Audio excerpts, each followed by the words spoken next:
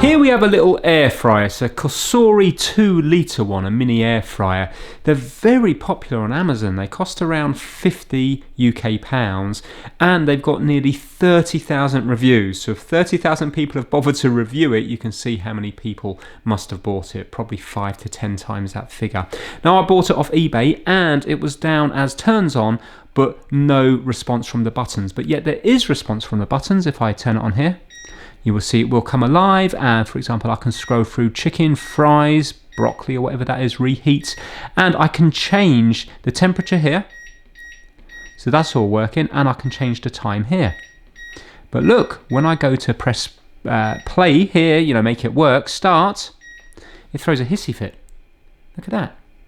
And it doesn't matter if I do that on some other setting as well, even like, you know, one of the pre-settings. Weird, isn't it? It doesn't matter whether I put the drawer in and out, it makes no difference at all. It's strange. So let's bring it over to the blue mat and see if we can find out what's wrong with it. Now 100% this thing is brand new. It's got some horrible stain in here, but when I look in here, that hasn't been used. And look up here at the fan and the heater element. So this is faulty from manufacturer. It even had the little tie thing around the cable here. So yeah, not sure what's happened there, but the rest of it is brand new. Right now, already I can see something.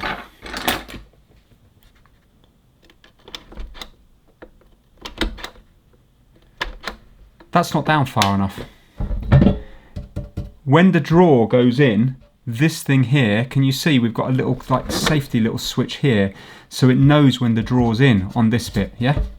And when you unplug, when you take out the drawer, it's going to turn the machine, you know, it's going to stop the fan, stop the heater element. That's not down far enough, it's flush with that. So it's either been caught up there or it's snapped. Right, it needs to come apart. That's probably why it's having a hissy fit, because it doesn't recognise that the door's shut. You think it would say open or something instead. I think I'm going to try to pry it from here and see if it comes off.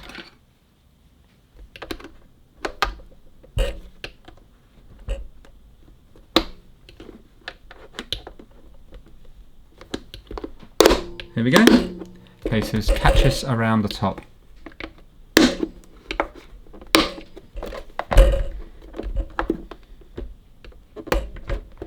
Right, so there are those ones. And now, I wonder now, does it come apart from here or here?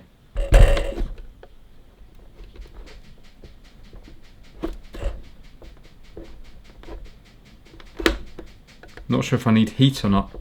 Here we go, no, I think it's unclipping. Problem with the clips is no matter how careful you are, you near enough always end up breaking some of them.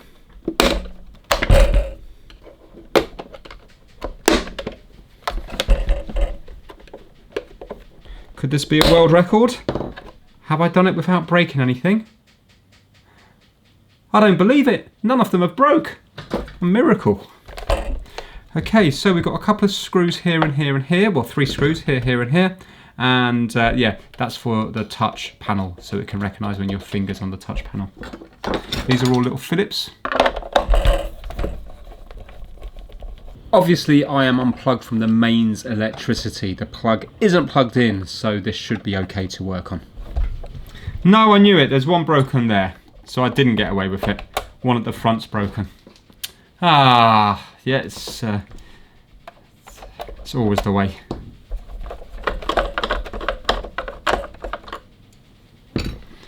Now, is that going to lift off?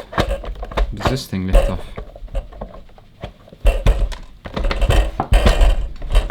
I have to lift it over the back bit here.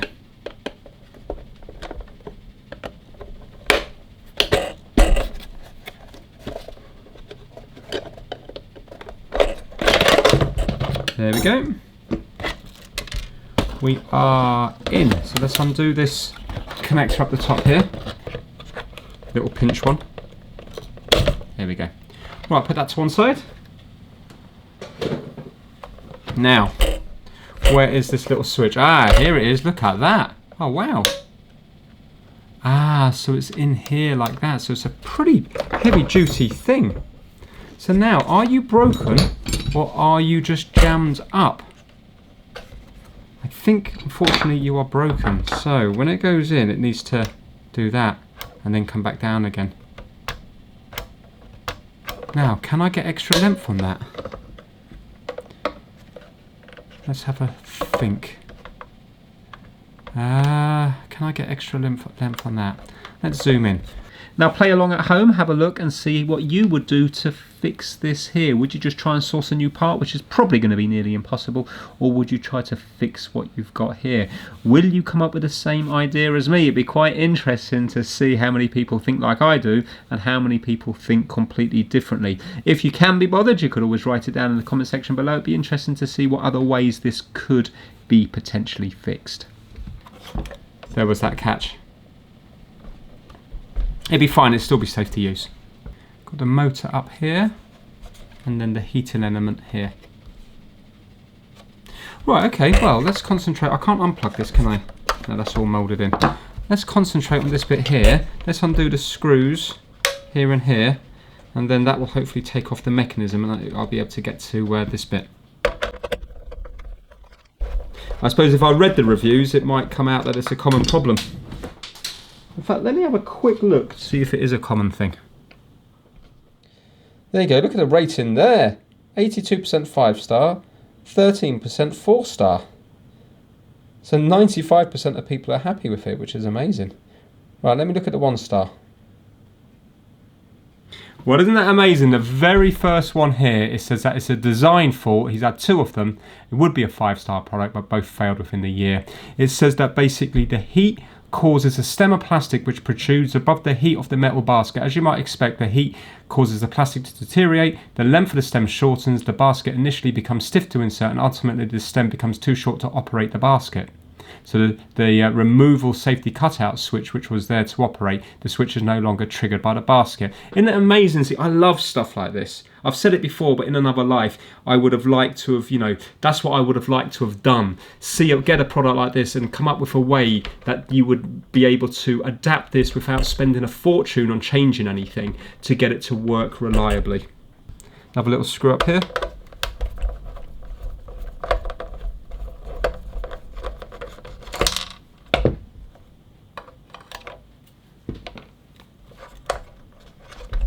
Here we go. So now, how can we get that to still move that, but go down more? I'm thinking we might have to bend up the metal a bit. But I'm thinking if we were to somehow shave off this a little bit, annoyingly I haven't got my Dremel tool or anything here that I'll be able to do that with. Well, actually I have got my multi-saw. My multi-tool, that might do the job. But if I was to move this around here, it would cause it to push down more. Do you see what I mean? And as long as we still have, it would drop more, but I wonder, could I bend this metal down more? So when we go up, it's going to go down, but when we go up, it will still do that. How do I get this out?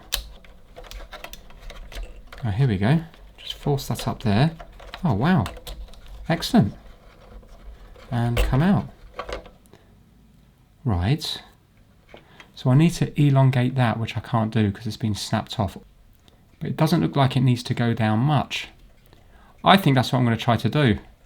Is there anything else I can do? Because the only other option would be to try to elongate this bit out. A little watchmaker screw might do though, but you need a very long one. If you were to drill a little hole and put a watchmaker screw in, but I think with all the forcing of the drawer in, you see, it's going to knock the screw.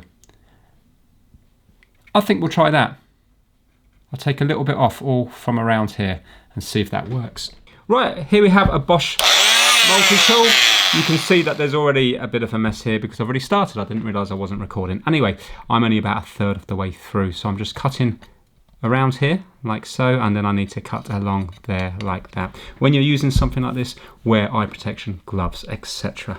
So this one is particularly blunt, but it is doing its job.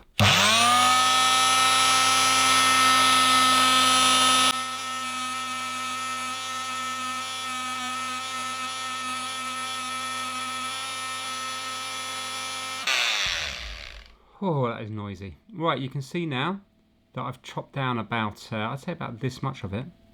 So let me get some files. I don't think I've got any sandpaper here. I'm just going to vacuum clean this up a minute. I love this tool here.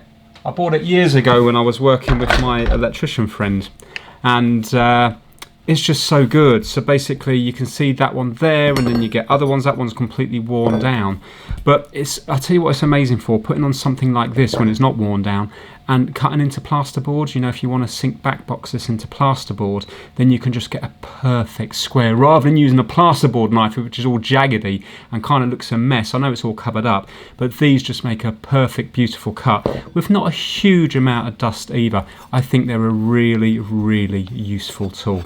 It's great for things like, you know, going under skirting boards, or if you wanted to go next to a skirting board onto a floorboard, because you can just cut flush there. And this doesn't cause that much damage. It will cause a bit of damage amongst the paint, but not a huge amount. It's really, honestly, it's an amazing tool.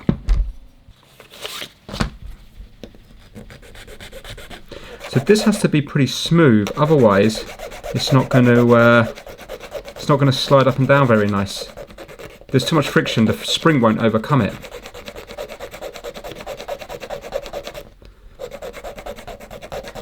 You know, in my mind I'm thinking that this is going to be like the perfect fix. Hopefully, if there's thousands of these out there, it means other people will be able to fix theirs as well using the same method. I'm hoping this will be nice and safe, but if it's not, people will let me know in the comment section. Can't see why it wouldn't be. Also, good thing about my videos is people will give ideas in the comment section, so then somebody might come up with a better idea of fixing it. Well, look at that. Look at that there.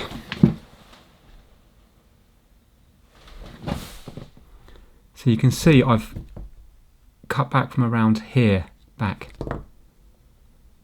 I think that might work, you know. Just going to flatten off the edge a bit.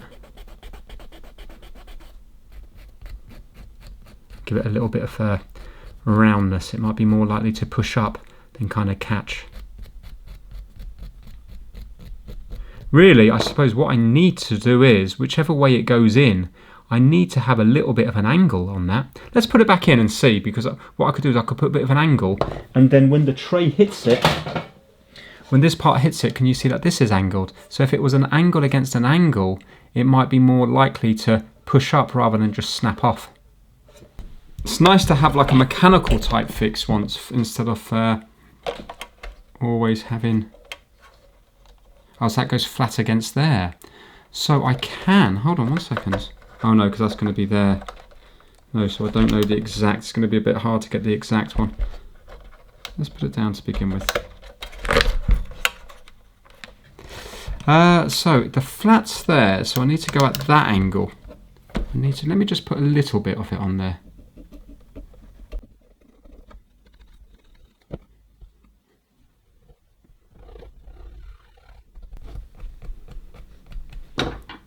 That might be enough, just that tiny little bit there. Goes in here, pushes all the way up, then down. There we go. Well, look at that. Hold on now. So can you hear it's not clicking that switch no more? So now we have to bend the metal. Maybe this is where it will all go wrong.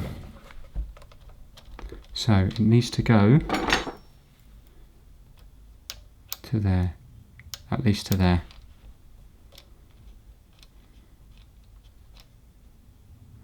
So I need to bend the metal down so this is sitting more here.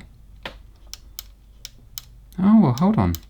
When it's all the way in, it does, but it's on its limit. I think if there was any bit of play, it's not going to work. So I might be able to do that by just physically bending that out this way a bit. Let's get some stronger pliers. Might not have to rebend anything.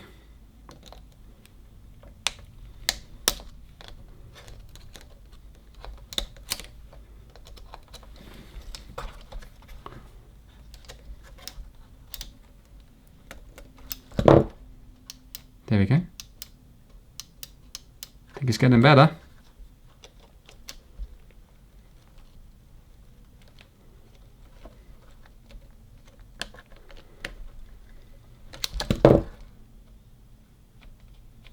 Now it's on all the time. Hold on.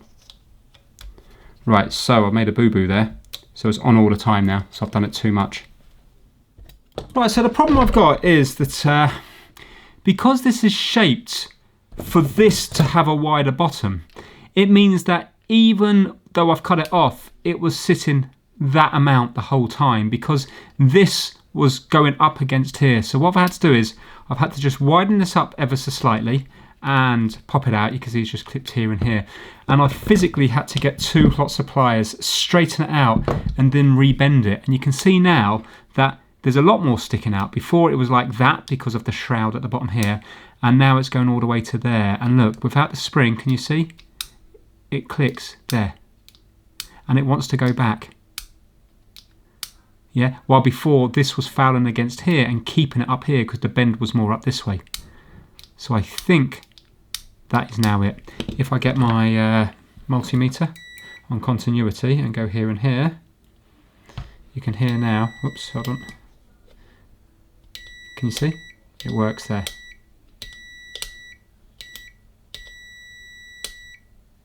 Right, let's get the spring in and see if it's still going to perform nicely.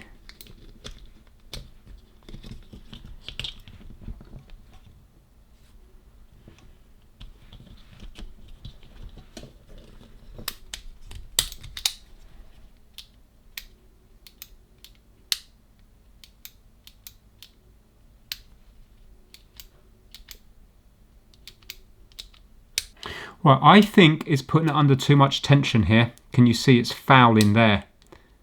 It's not wanting, it's fine if I do it a tiny bit, but then when I go to there, it's not wanting to go back. So I think that needs to be bent down a little bit more. I hope I don't end up snapping this because it's been bent around now.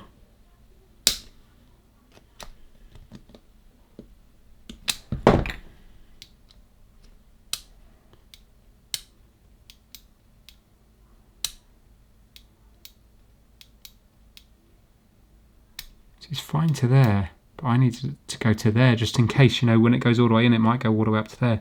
It's not going to go back down again. I will get there.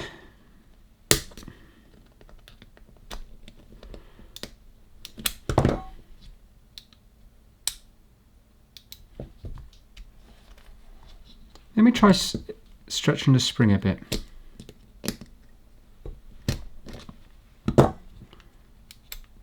Ah, there we go. There we go. Stretching the spring did it. Puts it under more force. That's it. Right, let's make sure it's still got continuity.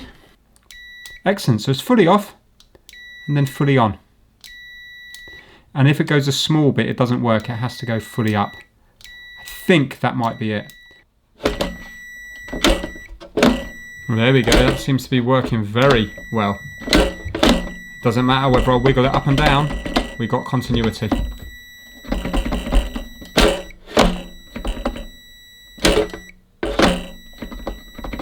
Okay, I think that is it. Let's get this back together and see if the fan kicks in. So now we just have to put it back together, which is a reversal of taking it apart, and hopefully now it will be working because the switch is doing something different than it was doing before.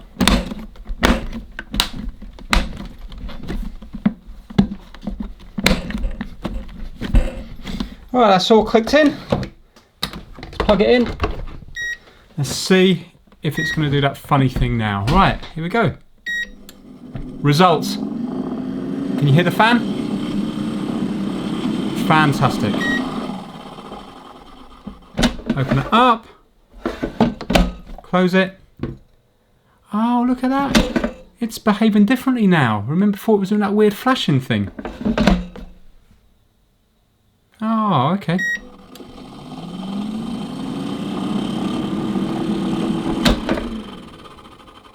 Ah, so it should do that when you open up the door. Well, there we go. That's proof that it's working just fine. Okay, let's cook some food. Right, I haven't got anything in it at the moment. I'm just wanting to burn off the kind of rubbish. You know, when something's new, often you have that kind of coating on it. Anyway, I found this in the box. little sticker with recommended settings, so I'm going to put that on up here. It's quite noisy, this one. It's not, I wouldn't say the fan's the best quality. Hope I get this straight. Oh, not bad. Well, it's certainly a noisy thing. That fan is making a right racket, but I think that is just what this one's like. I don't think the quality is probably up there with the fan motor. Anyway, we're nearly there. I just want to see what happens when it gets to the end.